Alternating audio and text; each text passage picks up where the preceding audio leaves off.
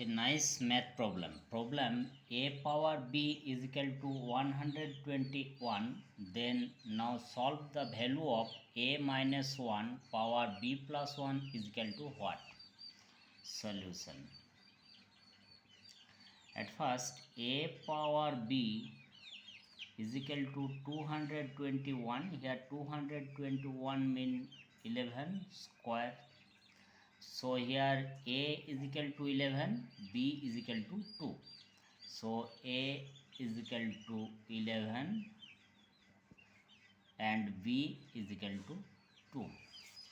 Now here the problem a minus 1 power b plus 1. Here a minus 1 power b plus 1 is equal to a is equal to 11.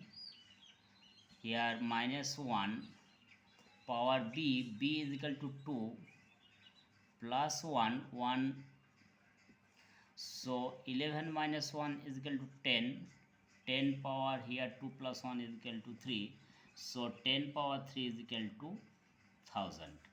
So a power b is equal to 221. Now a minus 1 power b plus 1 is equal to 1000.